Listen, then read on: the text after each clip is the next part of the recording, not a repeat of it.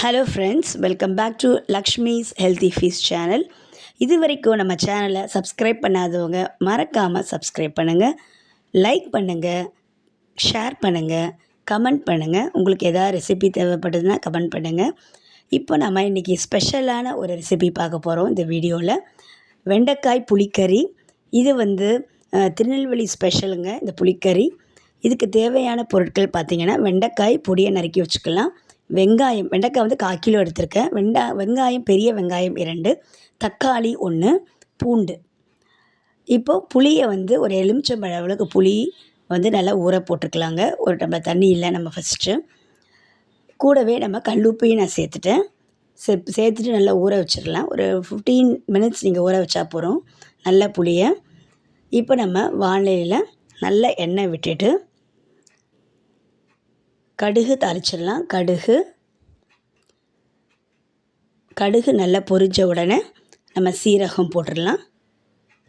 So இது ரொம்ப ஸ்பெஷலானது. நீங்கள் சாதத்தோட சூடு சாதத்தோடு சாப்பிட்டீங்கன்னா அவ்வளோ டேஸ்ட்டாக இருக்கும்.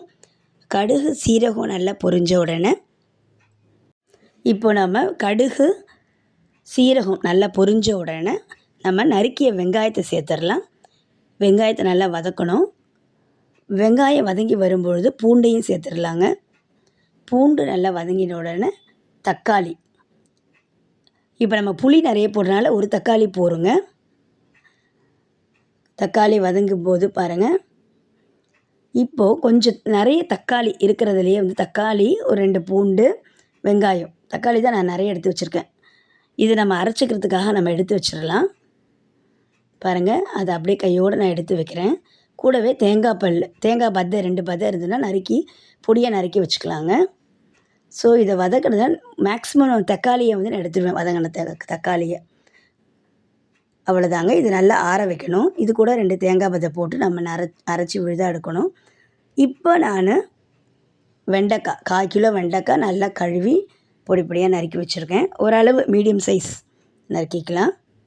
ஸோ வெண்டைக்காய் ஒரு வதக்கணும். ஏன்னா ஒரு மாதிரி அதில் பசப்பாக இருக்கும் இல்லையா. நல்லா வதக்கிட்டதுக்கப்புறமா இப்போ நம்ம மிளகாய்த்தூள் போடலாம். ஸோ இந்த குழம்பு பொடி நான் ஏற்கனவே வீடியோ போட்டிருக்கேன். அந்த டிஸ்கிரிப்ஷனில் நம்ம சேர்த்துருக்கேன், நீங்கள் பாருங்கள். இந்த குழம்பு பொடி சாம்பாருக்கு போடலாம், இந்த மாதிரி புளிக்கறிக்கு போடலாம், எல்லாத்துக்குமே ஏற்றுதுங்க. நீங்கள் தனித்தனியாக பொடி போடணும் அவசியமே இல்லை. இந்த குழம்பு பொடி போட்டாவே போதும், அவ்வளோ டேஸ்ட்டாக இருக்குங்க. இப்போ பாருங்கள், நான் ஒரு 3லேருந்து 4 ஸ்பூன் போட்டிருக்கேன். காரத்துக்கு ஏற்ற மாதிரி போட்டுக்கலாம். இப்போ ஊறின புளியை நல்லா கரைச்சிட்டு ஒரு தடவை நம்ம இதை மிளகாப்பொடி போட்டு பரட்டி எடுத்துட்டு புளியை நல்லா கரைச்சதை நம்ம இதோடு சேர்த்துடலாம். பாருங்கள், பார்க்குறதுக்கே நல்லா கலர்ஃபுல்லாக இருக்குது. இந்த மிளகாய்ப்புள்ள காஷ்மீரி மிளகாய்த்தூள்லாம் எல்லாம் சேர்த்துருக்கோம். கண்டிப்பாக இந்த வீடியோவை பாருங்கள், மிளகாய் பொடி ரெசிபி. இப்போ நல்லா மூடி வச்சா நல்லா வேகட்டுங்க. அதுக்குள்ளே நாம் இந்த விழுதை அரைச்சிக்கலாம். தேங்காயோட நம்ம எடுத்து வச்சுருந்த தக்காளி 1 2 வெங்காயம் 2 பூண்டு, இது எல்லாத்தையும் நம்ம வதக்கியிருக்கோம் இல்லையா, ஆற வச்சு மிக்சியில் நல்லா அரைச்சி எடுத்துக்கலாங்க நைஸாக. இப்போ அதுக்குள்ளே குழம்பு வாசம் வருது பாருங்கள், நல்லா கொதிக்க ஆரம்பிச்சிருச்சு. கொதிக்கும்போது இந்த நம்ம அரைச்சி வச்ச விழுதை இதோடு சேர்த்துடலாம். அவ்வளோதாங்க. இப்போ நல்லா ஒரு கொதி வரணும். ஒரு மீடியம் ஃப்ளேமில் வச்சு நல்லா கலக்கி விடுங்க. ஏன்னா நல்லா கொதி வரும்போதே நல்லா புளி வாசனைலாம் போயிட்டுருக்கும். இப்போ நம்ம அரைச்சி வச்ச விழுதியும் நம்ம ஆட் பண்ணும்போது குழம்பு நல்லா பாருங்கள், எப்படி கன்சிஸ்டன்சி பாருங்கள், எவ்வளோ நல்லா திக்காக நல்லா கிரேவி மாதிரி வந்துடுங்க. புளிக்குழம்பு தளதளதெல்லாம் நல்லா கொதிக்குது. கடைசியாக நாம் நல்லெண்ணெய் நல்லா 2 டேபிள் ஸ்பூன் நல்லெண்ணெய் விட்டு நம்ம இறக்கிடணும்.